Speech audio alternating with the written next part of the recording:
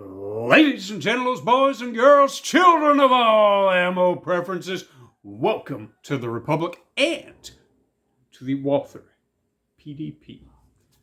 This is really one hell of a great gun. In fact, one of the best rated by just about everybody over the course of the past couple of years. So first off, let's get rid of this pesky guy and ensure that we are entirely, completely, 100% clear so that we don't accidentally shoot through the fucking wall. Yeah. So, Walther PDP was originally designed and released as a replacement to the PDQ. Again, one of the best guns that Walther has ever come out with. Widely recognized so and used in everywhere from carry to primarily competition. So what makes the PDP so great? So PDP is the performance duty pistol. And we start with that trigger. Now this is absolutely one of the best out of the box triggers, again, over the past few years. Unless, of course, you want to look at any of the mechanics with their pre-cocked striker fire pistol trigger. Now, for a striker fire pistol, this guy, so let's start clear. So we've got just a little bit of take up till we hit that obvious wall. Slight pressure more, boom, he drops. Reset. Having to move it really slowly because that is such a short reset. And then again, just a slight amount of pressure. Boom. Just a spectacular trigger. Now, what really makes this guy so recognizable, I mean, seriously, look at this girl. She is just, she's really a work of art. So, beginning with the trigger, their performance duty trigger, they called it, not me, onto the super terrain serrations. Again, their terminology, not mine, but let's be honest. Look at the freaking cuts in that thing. So they designed it so that the serrations aren't necessarily cut into the slide, but actually raise above the width of the slide itself, which is awesome because if you can't get hold of these at whatever angle you want, man, you just maybe you should just put it down. Maybe you just don't need serrations. You should go to a rifle. Because these are just the easiest in the world to manipulate. They really are. They are solid. I mean, almost to the point of this is cheese grater and beyond. But still, really comfortable to rack. Really not tearing your hands up at all, regardless of, again, look at that shit. Can you believe that? But it just makes it beautiful and so easy to manipulate. On down to the tetrahedron. Again, this is from Walther, not from me. Style grip. 3 back straps, interchangeable. But look at that. Now, this guy that I've got here, this is actually the Gen 2. And most of us had no idea there was even a Gen 2. It's not something that Walther necessarily advertised. And they only made a couple of modifications. Not because there was a problem with the gun, but just a couple of things that they wanted to clean up and just improve. Because who says even near perfection can't be improved upon? So these obvious raises in that grip. Now they look really weird, but unlike those stupid Glock style Gen 3 grips, it's actually nice. Those conform really well to the hand. I mean, look at how the finger placement just kind of falls right into those grooves. It adds a great deal of grip to the palm swell right through there. I mean, the bones in the fingers just kind of fall right into it perfectly and really allow you to get a top-notch grasp on that firearm. The texturing is really, really nice, both up the sides, and I mean all the way up. Look at that. That texture goes all the way up, which you know is something that I absolutely love. There's nothing worse than having a gun that's just blank up top, nothing to hold on to.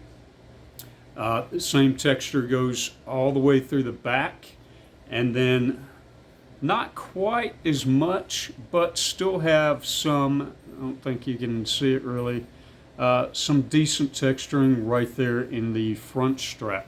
Now, this guy we'll talk about at another time. Now, the only way to tell this between the Gen 1 and the Gen 2 is to have them side by side. Something I haven't done yet, but I've seen, and having shot the Gen 1s. So, if you look at these raises here, these are actually made bigger. They're actually made deeper by the Gen 2 than what the Gen 1 was. So they are far more pronounced, which just, again, makes it really nice, really easy to slide in and to grab hold of. Now the other, of course, I'll remove the optic plate cover here off camera so that, damn it, so that YouTube doesn't have a royal shit fit. Oh no, he's taking guns apart, ew, whatever. You know what, I'm not monetized anyway, fucking cancel me. See if I care. Pricks. Lib bastards. I'm kidding. No, I'm almost kidding. So, with just a few turns, and maybe one more turn, there we go, we got that bitch loose. So the other was, once that cover's removed, if you look right in through here, so the Gen 1, this is a quick easy tell, because if you get the PDP, of course, it does not come with any optic plates. Of course, if you go to their website, you give them your serial number, they will send you one free optics plate of your choosing, so choose wisely. But we'll get those here in a second. So once you remove that plate cover, if you've got the Gen 1, you're going to see that this is just completely flat, blank, kind of like this right here is completely blank. It doesn't have any of these little grooves or any of that shit in there. Now, why these? I honestly, it's just to help the new optics plates to grip and hold in there a lot better. So that the mount hardware is not having to do quite as much work. That's it. That said, in addition to this, they've also lengthened this optic cutout just a little bit so that they can allow for more and bigger optics to fit into this guy. So for example, the Gen 1s only had 3 different optic plates, whereas the Gen 2s, like this girl here, have 6. Now, part of the reason that they don't send the optics plate with it, of course I have mine right here, is its cost. That's all it is. It's pure and simple cost. These guys go for, on their site, they go for $40 a piece.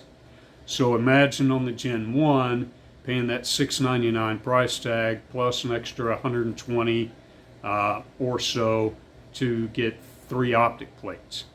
Now imagine the $240 added onto that, and it just, they wanted to keep the gun within a certain price point, and they did so by not handing out optic plates.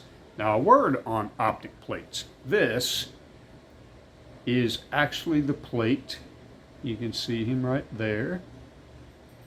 You see how those grooves cut out and match up really nicely with this really deep chasm in through here, and just really helps to sit that guy nice and solid, right? So this thing, I mean, we're not talking about some cheap plastic or polymer fucking plate. This guy is actually a milled aluminum plate. So this guy is really nice, really heavy, really solid. So, okay, I kind of get it. At least they're not the cheap ass clock plates. I ain't hating on nobody, not in this video. But, so, anyway, those are a couple of differences between the Gen 1 and the Gen 2, and part of what makes this girl such a great gun. Now, one thing that I personally, again, having shot this one and the Gen 1, they shoot exactly alike. They really do. The Gen 2 grip does make it a little bit easier to hold on to her. But honestly, the recoil is not bad at all. She's a fairly flat shooting gun, which I didn't think that it would shoot quite as flat, because the bore axis to me is not really high, but maybe just slightly higher than what some of my other guns are. So, but again, she shoots really flat. This is also their first shot at modularity. So there are two different grip sizes for the PDP. There's, of course, the compact, which is what this girl is. And there's the full-size frame. I keep saying grip. I know, I'm stuck in rifle land. So frame sizes. There's the compact like her, and there's the full size. There are also 3 different slides. There's a 4-inch, there's a 4.5-inch, and a 5-inch. Now, if this gun were for me, which it's not, I would have the 5-inch slide on her, because I do prefer a longer slide. It's just the way it is. But these are designed so that any of the 3 slides can fit onto any of the 2 frames. Outstanding. You can kind of order and build whichever gun that you want. A couple of different colors. There's, of course, all black. There's a 2-tone. This is the green. There's a gray and a tan as well. In addition to a new SD Pro or Pro SD, whatever the fuck it is. Threaded barrels, the whole 9 yards. So, of course, if this gun is so great, and she really is. I mean, the controls are great. I absolutely. This is one of the things that helped me fall in love with Canics, right? See how long that sucker right there is, and how easy that is to manipulate. It's ambidextrous, slide lock, slide release. You can switch the mag release around, and just makes it really, really easy, because I've got small ass hands. Makes it really easy to reach up, and I'm even overreaching that damn thing. Look at that. That's fucking great. I love that thing. So, my drawback, see those sights? Barely, right? Those are some puny ass sights. They really are. I mean, yes, I can see them, but they are really, really small. Look at that little teeny baby sight up there. Isn't it cute? It's so cute. You just want to feed it a bottle and hope that it'll grow. The rear sight is adjustable, but okay. So there's my drawback to him. Now again, the question is, if this gun is so fucking great, why isn't this my carry gun? And the simple answer, it's rather scandalous, actually. So way back when we in the house started carrying guns and picking out guns, we started out with subcompacts. Of course, mine was the Shield 2.0. We decided we really didn't like them. They're easy to carry, but they're much harder to shoot than what a compact is. So we decided to upgrade to compacts. Now, of course, I'd been through different gun options and kind of picked a few out and had Other members of the household do the same. And when it came down to it, I gave a particular member of the household the option. Here are some guns. Which one do you like? And her preference was, now had she not picked this, which admittedly, a huge upgrade, enormous, from the Taurus G2C, I would be carrying this right now.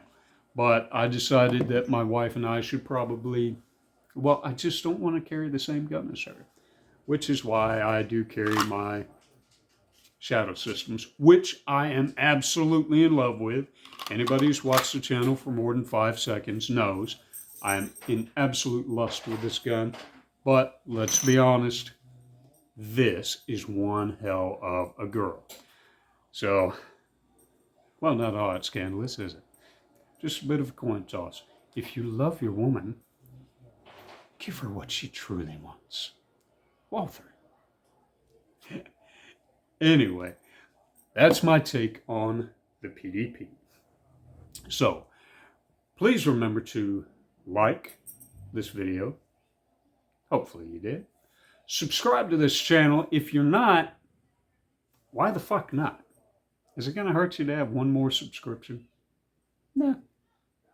And you might find something you like. Who knows? Comment as often as you like. I love hearing what my viewers think, both of me, of what I do here, of the hardware, and any little tips that they can give me. Absolutely appreciate. And beat that fucking notification bell like a chomo in a prison yard. I've been watching too many of somebody else's videos. At any rate,